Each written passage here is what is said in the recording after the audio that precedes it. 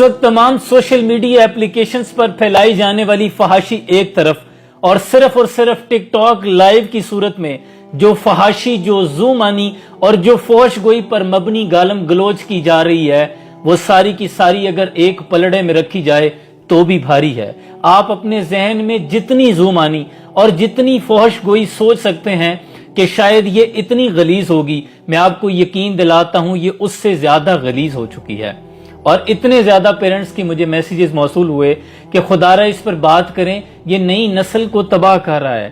لیکن جب میں نے اس پر ویڈیو بنانے کے لیے مواد کے طور پہ اسے سرچ کرنا چاہا تو میرے سامنے ایسی ویڈیوز آئی کہ اللہ کی قسم اٹھا کے کہتا ہوں کہ میں نے وہ دیکھنی بند کر دی، اور میں نے سوچا کہ میں خود سے اس پہ بات کر لیتا ہوں بجائے اس کے کہ میں کوئی کلپ اس کے اوپر چلا سکوں۔ مجھے ایک بھی کلپ ایسا نہیں ملا جو میری غیرت گوارا کرتی کہ میں سکرین پر چلا کر بطور ڈیمو سے پیش کر سکوں کہ یہ اتنا غلیظ کام ہو رہا ہے، اور صرف ڈالر کمانے کی ہوس نے۔ قرآن میں اللہ نے فرمایا الہاکم التکاثر، تمہیں مال جمع کرنے نے اس قدر غافل کر دیا حتی زرتم المقابر، یہاں تک کہ تم نے قبریں جا دیکھی۔ ثم کلا سوف تعلمون، ان قریب تم جان لو گے کہ یہ مال تمہارے کام نہیں آئے گا، اور تم پر قرآن بھی اثر نہیں کر رہا۔ رسول اکرم صلی اللہ علیہ وسلم کا فرمان ہے کہ مومن فحش گو نہیں ہو سکتا، مومن کی زبان غلیظ اور گندی نہیں ہو سکتی، اور قرآن میں اللہ فرما رہا ہے کہ تم میں سے وہ جو یہ چاہتا ہے کہ مسلمانوں میں فحاشی پھیلے تو وہ اپنے لیے دردناک عذاب تیار کر رہا ہے، اس کا ٹھکانہ جہنم ہے۔ کیا آپ پر رسول اکرم کا فرمان اور قرآن کے الفاظ بھی بے اثر ہو چکے ہیں؟ صرف ڈالر کمانے کی ہوس نے آپ کو اس قدر اندھا کر دیا ہے کہ سامنے ہوا کی بیٹی آپ ہی کی بہنیں بیٹھی ہیں، اگر ان کو سمجھ نہیں تو آپ تو شعور رکھتے ہیں۔ اسی پر اقبال نے فرمایا ہے کہ ہاتھ بے زور دل الہات سے خوگر ہیں، امتی باعث رسوائی پیغمبر ہیں۔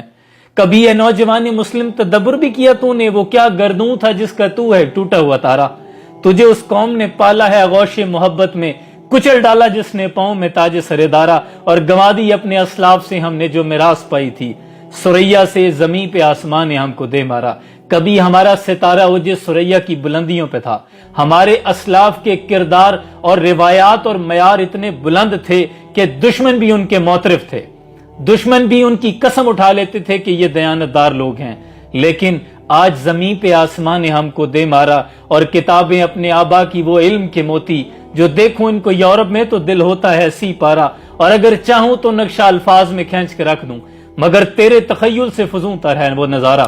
کیا آپ پر توبہ اور نصیحت کے الفاظ بھی بے اثر ہو چکے ہیں؟ قرآن میں اللہ فرماتا ہے کہ الم یان للذین آمنوا ان تخشع قلوبہم لذکر اللہ، کیا ایمان والوں کے لیے وہ گھڑی نہیں آن پہنچی کہ ان کا دل اللہ کی یاد میں جھک جائے؟ کیا آپ کے لیے یہ وہ گھڑی نہیں ہے؟ عرب کا بہت نامور ڈاکو فضیل بن عیاض، جس کی دہشت سے قافلے اپنا راستہ بدل لیا کرتے تھے، وہ ایک روز قافلہ لوٹنے کی غرض سے نکلا، خیمے کے قریب سے گزر ہوا، قصہ مختصر قرآن کی یہ آیت کوئی پڑھ رہا تھا اور اس کے کانوں میں یہ آواز آ گئی، الم یان للذین آمنوا ان تخشع قلوبہم لذکر اللہ، کیا ایمان والوں کے لیے وہ گھڑی نہیں آن پہنچی کہ ان کا دل اللہ کی یاد میں جھک جائے؟ فضیل بن عیاض کے دل پر یہ الفاظ تیر کی طرح پیوست ہو گئے تو زانو وہیں بیٹھ گیا، روتے ہوئے کہنے لگا کہ ہاں میرے مالک، تیرے فضیل کے لیے وہ گھڑی آ گئی ہے کہ اس کا دل اللہ کی یاد میں جھک جائے۔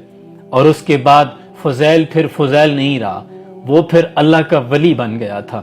کیا آپ پر قرآن کے الفاظ، حضور کا فرمان بھی بے اثر ہو چکا ہے؟ خدا کے لیے پیسے کے عوض ایمان نہ بیچو، صرف پیسے کو اپنا دین اور ایمان نہ بناؤ۔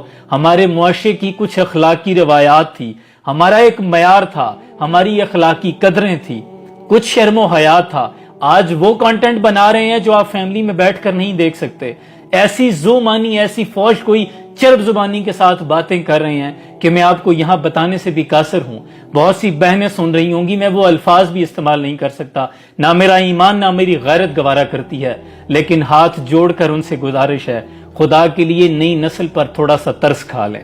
اسے کن اخلاقیات کا آپ درس دے رہے ہیں؟ خدا کے لیے یہ عرضی سمجھ لیں، گزارش سمجھ لیں، لیکن نئی نسل پر تھوڑا سا ترس کھا لیں۔ سلام پہنچے۔